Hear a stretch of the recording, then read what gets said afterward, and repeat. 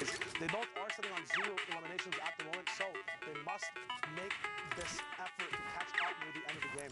Yeah, and just one thing in terms of the combat shotgun change, I feel like it's kind of mitigated just because of the removal of the shotgun timer. It ends up allowing you to kind of do, a lot of people call it the TPU Classic, where you're ramping out and you're able to effectively tarp and shoot at the same time with very minimal amount of exposure. And I think it sort of makes up for the slight change in the range in terms of the tiles and how much damage it does. So the combat still being very, very, very strong in the current meta, but you can see MXR being able to push in, trying to find the conversion. Is some pressure from above and just goes for it. Gianni Jr. showing why he's not Gianni Sr. being taken down there outside the top 20. No placement points for you, and a lot.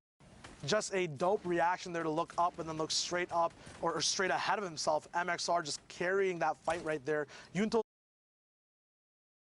unfortunate when this happens. Stink's coming down as well, so that's going to be a very, very hard situation to get out of. Ryu now going down. Haiko getting his third elimination, putting him and Ono Kill together on the same or on 4 eliminations there, making sure their points get counted up. 35 points total at the moment. That placement point's going to be coming in 4 more duos coming down. 35 people left alive, so that zone surge will also be an option as well. Yeah, and that was a high value Stink. And that's one thing you talk about, you know, it feels really unfortunate when you're getting focused by the whole server, but the reason you're getting focused by the whole server is because you're in an obvious 1x1 that was just rebuilt without priority on the next zone. If everyone is going to focus you, it's much easier to just pile in. You can hear the Rift go off left eye, trying to hit it, trying to do everything he can. Will end up finding it there. Storm Surge is active as we have 18 duos left and 34 players, so pretty much everyone has a buddy with them. And then, yeah, absolutely. This is going to be a stacked team-based endgame at the moment. A lot of 4-gun loadouts also coming in together right now. Dan Zizzle going down on Shadow Nades. A lot of multiple high ground tarps. A lot of them go down. Cazorla is going to be up top. 1 Shadow Nade left on Haiko at the moment.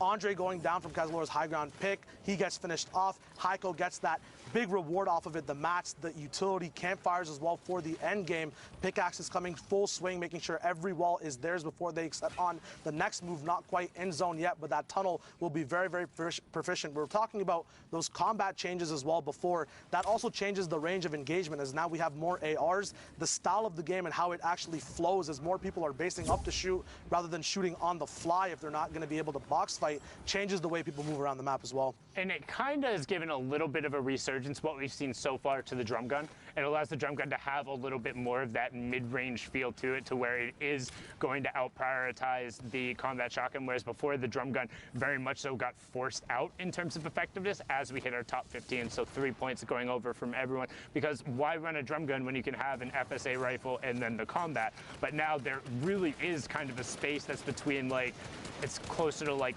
4 to 9 tiles where the drum gun just shreds. And even now you can see, boom, tack AR, turn about face, 2 elims right there for Johnny Boy and Cazorla.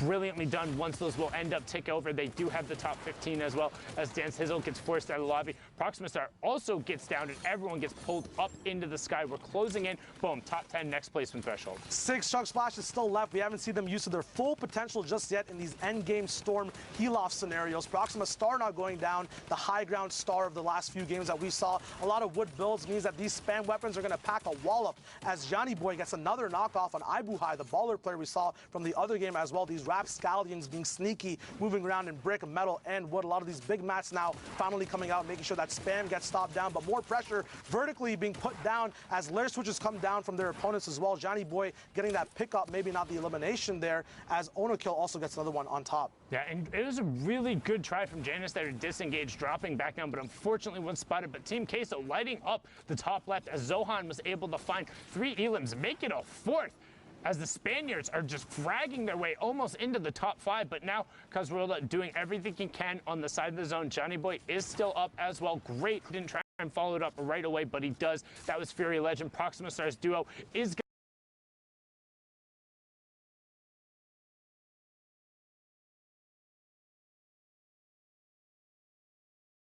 All the pressure on him now to get that last placement spot. He is low on HP, but it is kind of free for that. Once again, it goes through 4 duels left now. MXR still alive. His dual partner as well is going to be a big fight on the low ground, and one person confirming things from the high ground. Low ground, though, we do have almost 11 chug splashes available as these boxes get bursted into. Onokill going down to MXR. Another quick flick. Yayas going down. He tried to come off from high ground. Maybe he ran out of mats, but nothing worked out for him there. A 4-gun loadout. That heavy sniper still being available. Priority reload on it as well. 3 duos left. Looks like Nauka is down at the moment. MXR moving up on the highest priority ground right now. There might be someone higher than him actually at the moment. Heiko and Johnny Boy on the bottom as well with Cazorla. We'll see what they can do. MXR is going to be controlling this fight at the moment. Heiko, these chug splashes coming down from Johnny Boy and Cazorla. They have so many to use amongst themselves. They're finally going to run out. They're going to be a little bit late on the storm. Heiko going down. Johnny Boy and Cazorla are going to be fighting it out against each other as well. MXR is going to be pressured from the top. Johnny Boy goes down. Cazorla now has to avenge his dual partner and see what can be done here. Both people taking storm picks. MXR coming down, but the heavy sniper is not enough as Cazorla wins that game out all the way, tarping in from that low ground position, making sure he pops off at the right moment, making the best decisions possible, clutching out that game for his dual partner. It was all about the chug splashes. You called it early, but he hung out on the low ground, and even though he got the siphon, EMXR was not able to close out the match just because he held zone, had the chug splashes, and had everything he needed. And that's something, again, a new mechanic. You can throw it, you can use it on your teammate, but because it's instantaneous HP, it changes what has now kind of been something that's been really solid in the meta for a long time. When you get to endgame, you know, hey, like if a person has a campfire plus bandages, I can do this. Or if I take one tick, I can get a med kit out. Or hey, if I get a siphon under 50 HP, like I'm guaranteed to close this match out. But it's just not enough. And now we're going to throw it back into the studio to Zeke. Thank you guys so much, man. European action just never disappoints. Again, Sundown describing the Chug Splash recent edition. I think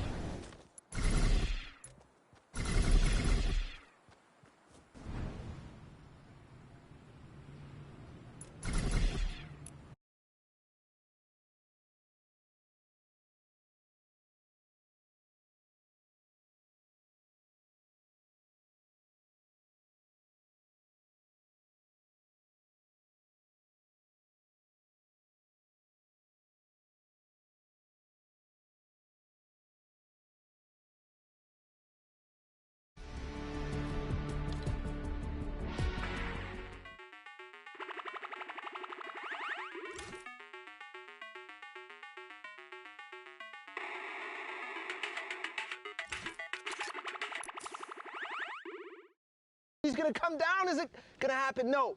Massey is going to win that game against Cactus over the heel off there, and that is just an unbelievable sequence of events. We followed Stompy and Shinken from the beginning, and look where they ended up. 15 eliminations, the most out of any placement thresholds besides the Victory Royale. That is a performance for the ages and a reminder of why we need to be scared of them going into New York City. That ain't no little tiny thin pancake, bro. That's a big old beefy pancake covered in delicious syrup. You like to see it. But of course, guys, there's more Fortnite action. We've got more games hopping in right now. Got Dervig and his duo partner. They've got their eyes set on another duo sitting in a box. I believe they've got double heavy snipes. That's why we'd ping this out. A single shot's going to come out and wait for it. Okay, so they're going to break this wall. They want to get a little bit of a better vantage point. That's smart, right? Because they're over that little lip there. Nope, they're not there. But now you've made you've made the heavy sniper known, right? Now this other duo is like, well, they're looking to take shots. You know, the panic launch pad. I don't necessarily know if that's panic. All right. So they are in the side of zone, making their way in, and you can see now Drivig and his teammate Waldo are going to go in, but he box fights indeed, gets Wetbra right out of there, no chance to react at all. And that is something that you can catch people by surprise is they're trying to make that rotation, right? They're trying to figure out what their plan is to go forward. And because of that, they're all looking around. They're not paying attention to the fact that they're not covered. They're not paying attention and listening to the fact that there's a heavy sniper coming in or just a pickaxe even from one of the most obvious locations right above you. And I mean, you saw them separate for a moment, him and his dual partner, and now they just use that rift to reposition and get to go close back together. You got Marcote here and Squalls K. Marcote here has got 6 eliminations. Again, this is almost unusual, Balla, because I feel like, you know, semifinals are typically the day where you find a ton of players sitting on mountains of eliminations, right? Borderline double digits at times.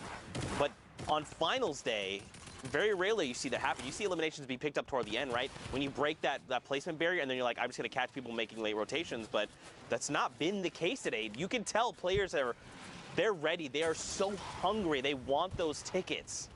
You can almost feel the pressure that they're feeling, that they're playing with, right? The high eliminations, they have to go for it because it's all or nothing right now in this moment. There's only 4 spots left up for grabs in the EU. That isn't much out of all the players who are playing and out of the top 1,500 that made it from semifinals to today. That's right. And remember, we recently saw the highest point value we've seen is 66. So we know that's like, we'll say top 10 at best right now. But look at everyone in the sky all hanging out. May have been a rift to go, a community launch pad, a potential guy. Yeah, the vents are right there over by the hot spots. And right now, Alpha and Mark, they're just chilling, trying to find more eliminations. Any at all would be helpful. They find one. That stink bomb coming to great effect as players start to make all their rotations, and it was a perfect opportunity to use it because, as we saw, there were so many players in the sky, and those players in the sky are all going to end up being low because of everybody else looking right up at them. So a good opportunity for a lot of people to find eliminations there, but I'm going to opt to rift as they start to get pressured and as this 7th zone starts to move.